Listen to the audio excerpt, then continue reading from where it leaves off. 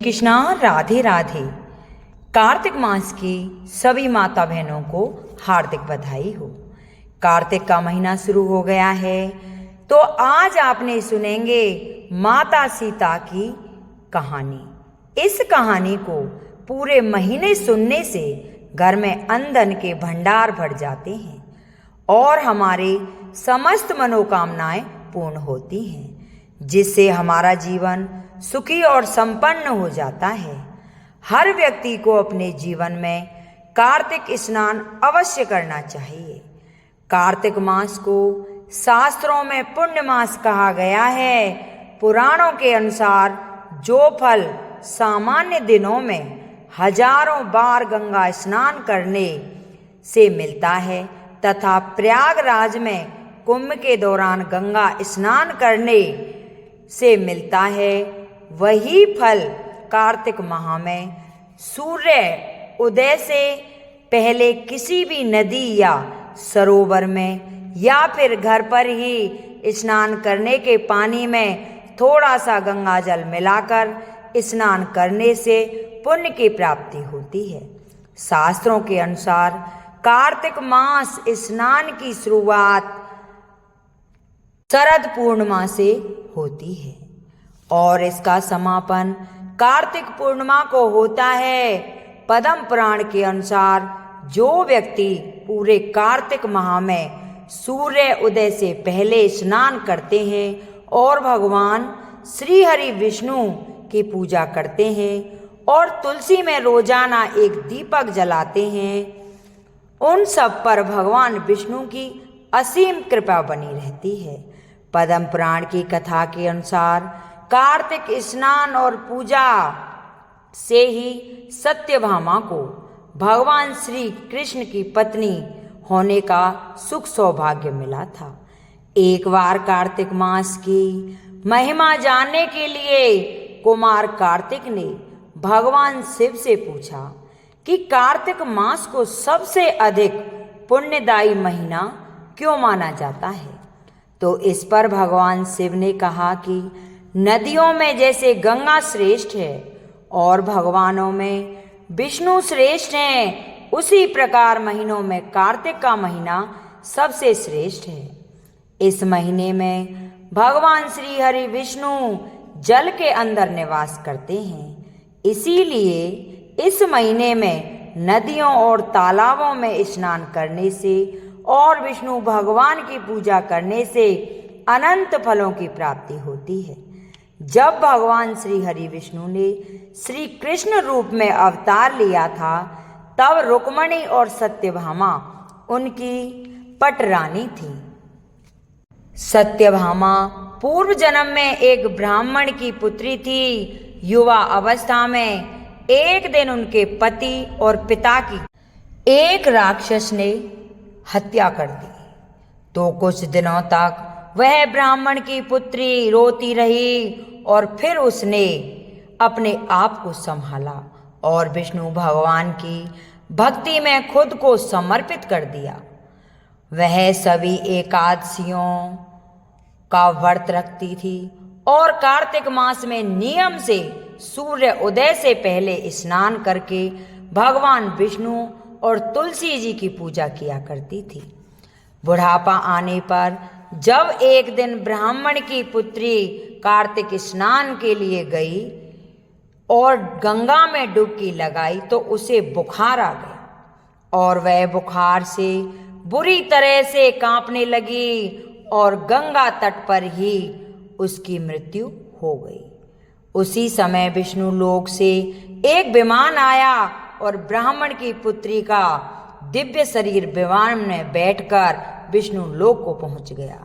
जब भगवान विष्णु ने श्री कृष्ण के रूप में अवतार लिया, तब ब्राह्मण की पुत्री ने भी सत्यभामा के रूप में जन्म लिया।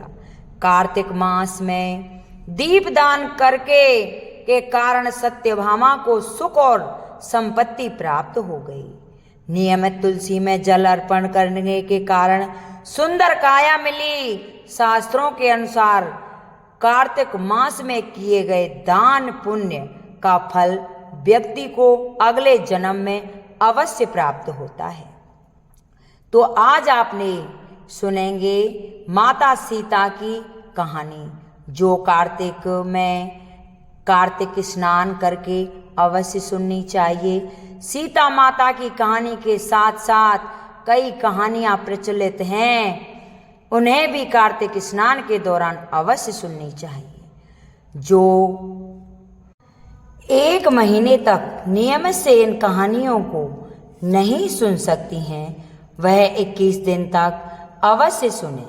अगर आप भी कार्तिक स्नान कर रहे हैं और रोजाना कहानियों को सुनना चाहते हैं तो आप इस चैनल को सब्सक्राइब जरूर कर लें।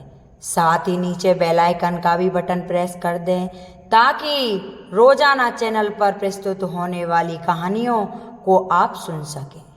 कथा शुरू करने से पहले कमेंट बॉक्स में जय हो विष्णु भगवान की, जय हो कृष्ण भगवान की अवश्य लिखें और ज़्यादा से ज़्यादा शेयर करें ताकि जो मेरी बहनें कार्तिक नहा रही हैं उन्हें ये कथा सुनने का मौका मिले। तो सबसे पहले सुनेंगे सीता माता की नित्य नियम की कहानी। बोलो सीता माता की जय। तब सीता माता वनवास को गई थी तो सीता माता ने नित्य नेम लिया था। यह कहानी सीता माता कहती थी और श्री राम जी इसे सुना करती थी।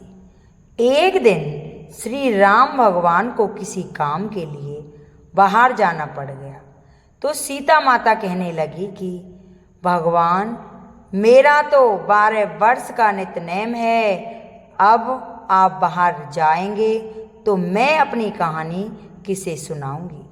तब श्री राम ने कहा कि तुम कुएं की पाल पर जाकर बैठ जाना और वहाँ जो औरतें पानी भरने आएंगी उन्हें अपनी कहानी सुना देना। तो सीता माता कुएं की पाल पर जाकर बैठ जाती हैं। एक स्त्री आई, उसने रेशम की जरी की साड़ी पहन रखी थी और सोने का घड़ा ले रखा था। सीता माता उसे देख कहती है कि अरे बहन, मेरा 12 वर्ष का नित्यनेम सुन लो। पर वह स्त्री बोली कि मैं तुम्हारा नित्यनेम सुनूंगी तो मुझे घर जाने में देर हो जाएगी और मेरी सास मुझसे लड़ेगी। उसने कहानी नहीं सुनी और वहाँ से चली गई। उसकी रेशम जड़ी की साड़ी फट गई, सोने का घड़ा मिट्टी के घड़े में बदल गया। सास ने देखा तो पूछा कि ये किसका दोष अपने सिर पर ले आई है बहू? तो बहू ने कहा कि कुएं पर एक औरत बैठी थी, उसने कहानी सुनने के लिए कहा, लेकिन मैंने उसकी कहानी नहीं सुनी जिसका यह फल मिला है। बहू की बात सुनकर अगले दिन वही साड़ी और घड़ा लेकर सास कुएं की पाल पर गई। सास को वहीं माता सीता बैठी मिली तो माता सीता ने कहा कि बहन, मेरी कहानी सुन लीजिए। सास बोली कि एक बार छोड़, मैं तो 4 बार कहानी सुन लूंगी। तो सीता माता कहानी कहना शुरू करती हैं। राम आए, लक्ष्मण आए, देश के पुजारी आए, नित्य नेम का नेम लाए, आओ राम बैठो राम, तपी रसोई जियो राम, माखन मिश्री खाओ राम, दूध पतासा पियो राम, सूत के पलका मोटो राम, साल दुसाला पोटो राम, साल दुसाला ओढ़ो राम, जब बोलूं जब राम ही राम, राम सवारे सबके काम, खाली घर भंडारे भरेंगे, सबका बेड़ा पार करेंगे, जय राम जय सिया राम। सास बोली कि बहन, कहानी तो बहुत अच्छी लगी। कहानी सुनकर सास घर चली गई और उसकी साड़ी फिर से रेशम की बन गई। मिट्टी का घड़ा फिर सोने के घड़े में बदल गया। बहू कहने लगी, सासू माँ, आपने ये सब कैसे किया? सास ने कहा कि बहू, तू दोष लगा के आई थी और मैं अब दोष उतार आई हूँ। बहू ने फिर पूछा कि वह कुएं वाली स्त्री कौन है? सास बोली कि वे सीता माता थी। वे पुराने से नया कर देती हैं, खाली घर में भंडार भर देती हैं, वह लक्ष्मी जी का वास घर में कर देती हैं। आदमी की जो भी इच्छा हो उसे वह पूरा कर देती हैं। बहू बोली कि ऐसी कहानी मुझे भी सुना दो। सास बोली ठीक है, तुम भी सुन लो। और सास ने कहानी कहना शुरू किया। राम आए, लक्ष्मण आए, देश के पुजारी आए, नित नेम का नेम लाए, आओ राम बैठो राम, तपी रसोई जियो राम, माखन मिश्री खाओ राम, दूध बतासा पियो राम, सूत के पलका पोठो राम, साल दुसाले पोठो राम, साल दुसाले ओढ़ो राम, जब बोलूं जब राम ही राम, राम सवारे सबके काम, खाली घर भंडार भरेंगे, सबका बेड़ा पार करेंगे। श्री राम जय जय राम। कहानी सुनकर बहू बोली कि कहानी तो बहुत अच्छी है। सास ने कहा कि ठीक है, इस कहानी को रोज कहा करेंगे।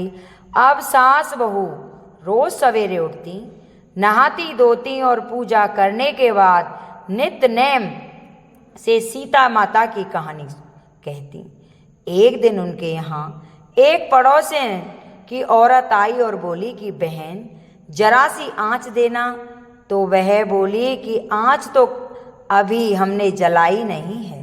पड़ोसन ने कहा कि तुम सुबह 4 बजे से उठकर क्या कर रही हो? फिर उन्होंने कहा कि सुबह उठकर हम पूजा करते हैं, फिर सीता माता जी का नित्य नेम की कहानी सुनते हैं।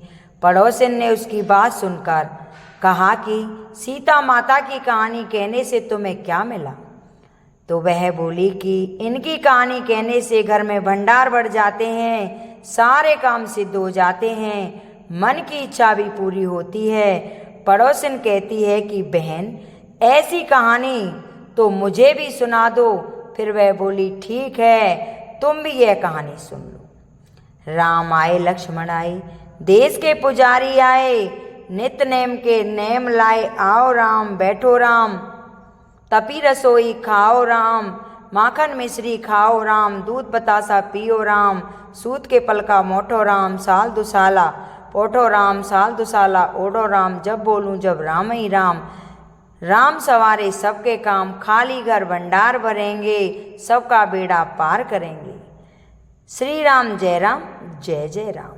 सारी कहानी सुनने के बाद पड़ोसन कहने लगी बहन कहानी तो मुझे बहुत अच्छी लगी।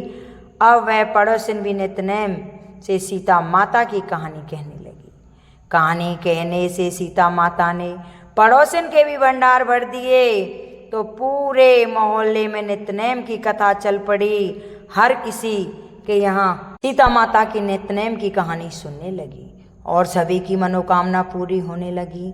हे सीता माता, जैसे आपने उनके भंडार भरे वैसे ही आप हमारे भी भंडार भरना, कहानी सुनने वाले के भी और कहानी कहने वाले के भी, और जो भी हुंकारा भरे उनके भी। बोलो सीता माता की जय। अब सुनेंगे तुलसी माता की कहानी। बोलो तुलसा माता की जय। कार्तिक के महीने में सब कोई तुलसा को सींचने जाती, सब कोई तो सींच के आ जाती, लेकिन एक बुढ़िया माई आती तो तुलसा माता से रोजाना कहती, तुलसा माता सत की दाता, मैं बिडला सींचूं तेरा, तू कर निस्तारा मेरा। तुलसा माता अड़ुआ दे, गड़ुआ दे, पीताम्बर की धोती दे, मीठा मीठा घास दे, बैकुंठ का वास दे, चटक की चाल दे, पटक की मौत दे, चंदन की काट दे, झालर की झनकार दे, साईं का राज दे, दाल भात का जीवना दे, 11 का दिन दे, कृष्ण का कंधा दे। इतनी बात सुनकर तुलसा माता सूखने लगी। भगवान ने पूछा, तुम्हारे पास तो इतनी औरतें आती हैं, तुम्हें खिलाती हैं पिलाती हैं, फिर भी तुम कैसे सूखने लगी? तुलसा माता ने कहा, एक बुढ़िया माई आती है जो रोजाना इतनी बात कहकर जाती है, मैं और तो सब कुछ दे दूंगी, पर आपका कृष्ण का कंधा कहाँ से दूंगी? थोड़े दिन बाद बुढ़िया माई मर गई। सब कोई उसको उठाने लगे, पर वह इतनी भारी हो गई कि उठी नहीं। सब कोई कहने लगे, पाप घाट की माला फेरती थी, जिससे इतनी भारी हो गई है। भगवान बूढ़े ब्राह्मण का रूप धारण करके आए। सबसे पूछने लगे, इतनी भीड़ क्यों हो रही है? सब बोले, एक बुढ़िया माई मर गई है, पापिन थी, इसलिए किसी से नहीं उठती। जब भगवान बोले, इसके कान में मुझे एक बात कहने दो तो ये उठ जाएगी। सबने कहा कि तू भी मन की निकाल ले। भगवान ने जाकर उसके कान में कहा, बुढ़िया माई, तू बिड़ला सींचे मेरा, मैं करूँ निस्तारा तेरा। बुढ़िया साईं, अड़ुआ ले, गड़ुआ ले, पीताम्बर की धोती ले, मीठा मीठा घास ले, बैकुंठ का वास ले, चटक की चाल ले, पटक की मौत ले, चंदन की काट ले, झालर की झणकार ले, साईं का राज ले, दाल भात का जीमना ले, कृष्ण का कंधा ले। इतना सुनते ही बुढ़िया माई हल्की हो गई। भगवान कांधे पर ले गए, उसकी मुक्ति हो गई। हे तुलसा माता, जैसे बुढ़िया की मुक्ति करी वैसे ही सबकी करना और सब पर अपनी अनुकंपा बनाए रखना। जो भी ये मेरी कथा सुने हुंकारा भरे, उनकी सभी मनोकामना पूर्ण करना। बोलो तुलसा माता की जय। अब सुनेंगे लप्सी और तपसी की कहानी। अगर किसी भी व्रत में लप्सी तपसी की कहानी नहीं सुनते तो वो व्रत पूर्ण नहीं होता। एक लप्सी था, एक तपसी था। तपसी तो भगवान की तपस्या करता था। लप्सी रोजाना सवा सेर का हलवा बनाकर भगवान को भोग लगाकर टाली हिलाकर जीम लेता था।